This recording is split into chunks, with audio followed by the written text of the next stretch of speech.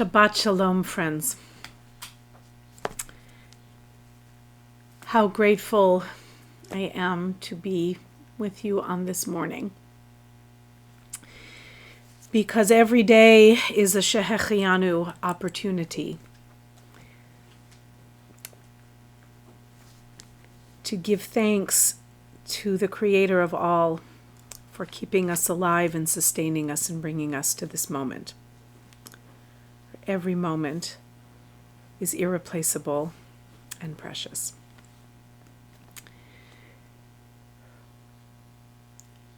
There is so much to say, and there is nothing to say.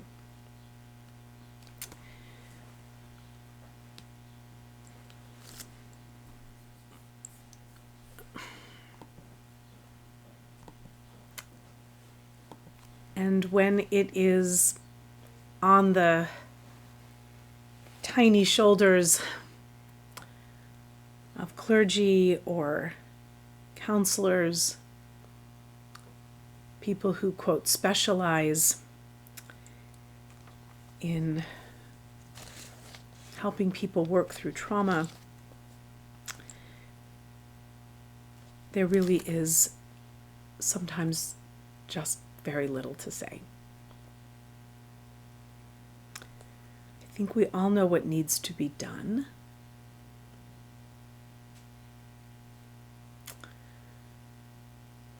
But as some of it is not likely to happen, we have to figure out how to live with what we have and what we have chosen.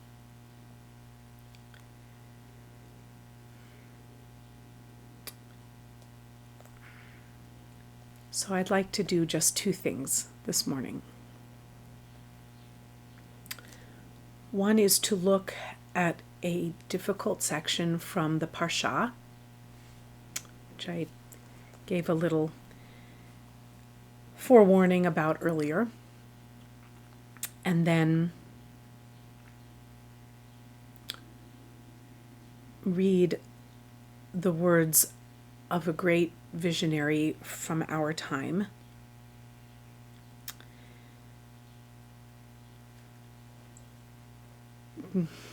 past the lump in my throat and the sadness in my heart. But I will, in fact, ask our tradition to help me through this, to help us through this, even in its painful and searing honesty, for in it we find such wisdom.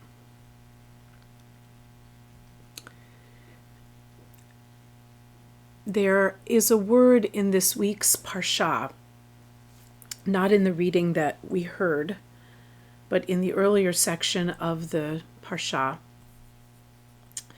There is a word that appears only in this Parsha. I'm always fascinated by things like that. It's not quite what we call a hapax legomenon, a great expression. That refers to a word that appears only once, but this is a word that appears only in the Bible in this Parsha and then 7 times. The word is keri.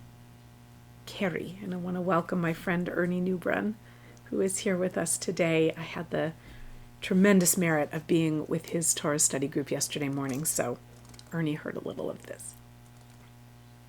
But this word that appears only 7 times in the Parsha, this word keri, we're really stumped as to how to translate it.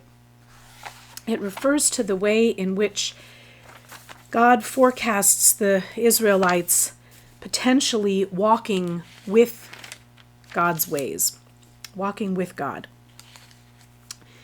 The translation we have through Sefaria and the Jewish Publication Society translates the word as hostile. If you walk with me in a hostile way, then God says, I will have to be hostile with you. This is a two-way street here.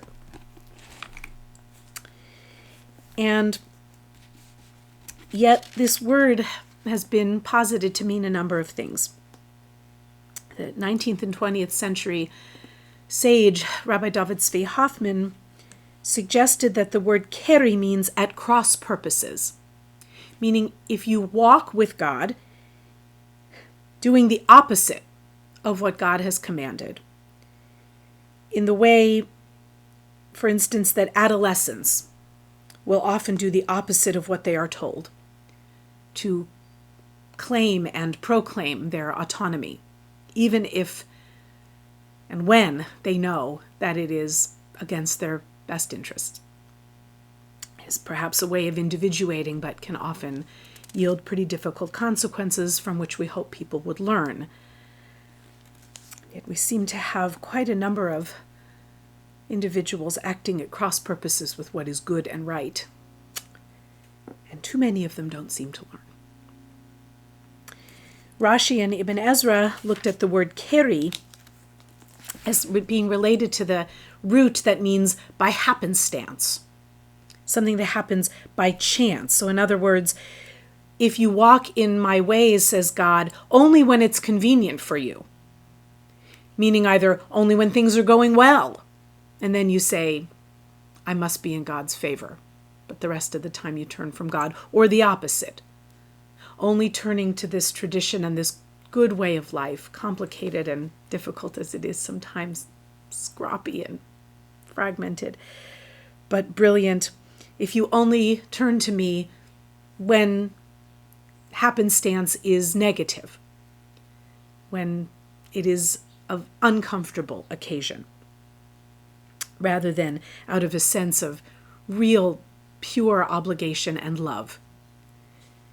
If you walk with me bekeri, with this kind of difficulty, this hostile, rebellious, at cross purposes, or just on occasional or conditional basis, then we're not fully in. And things will turn.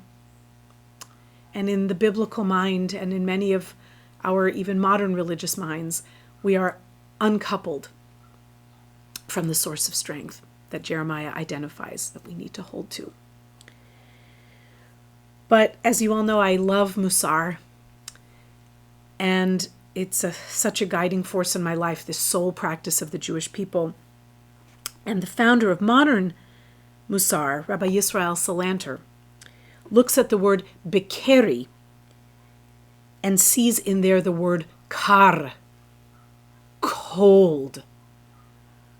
If you walk with me in a calculated, cold, passionless way, these terrible consequences will result. Even if, says Rabbi Salanter, people are attempting to, quote, follow the law, if they do so in a spirit that drains the mitzvot of religious value, if by holding to the mitzvot one develops a cold heart toward others, this is also bringing a curse on us. If we do these mitzvot without love, God says, I will have to act toward you coldly, bekeri, without the love that makes forgiveness for misbehavior possible. It's a frightening vision. And for whatever reason, we have this word in this parsha. If we do not follow a good and right and just path, we all know what that means, then we face very dire results. And in this little section, you see the word keri at the top, right here, and also at the bottom. And in another section, God speaks of acting bechamat keri, in the heat of coldness, which is an extraordinary image. It's not usually translated that way, but that would be a literal translation. In the heat of coldness. Then we have this verse in the middle. Leviticus 26, verse 22.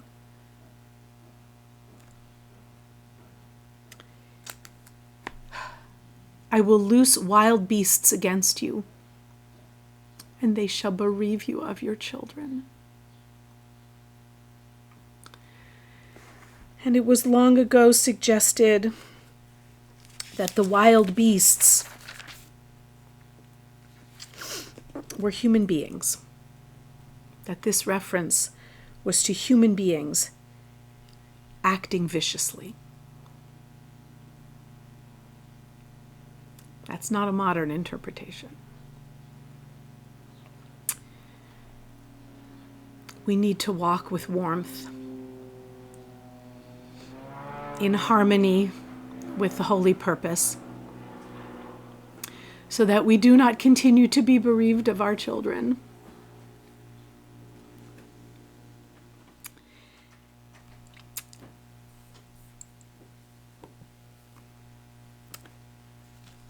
And I will close today with the words of, well, she's very much an adult, but one of the younger and more extraordinary voices of our time.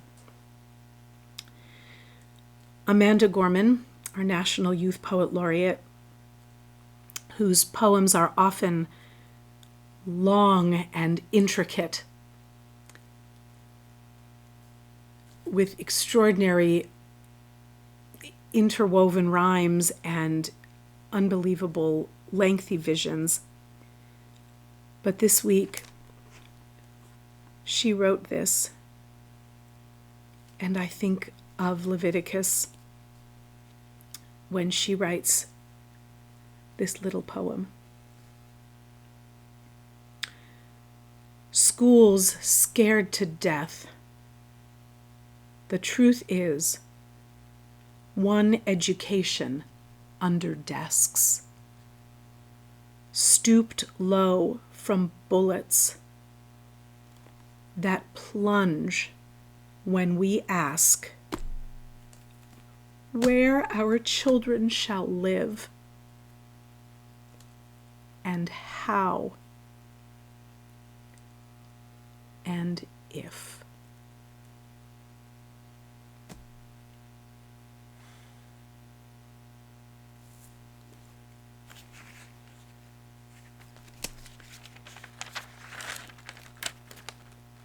And if. You need not look further than the beginning of our Parsha to note that it starts the exact same way. And if.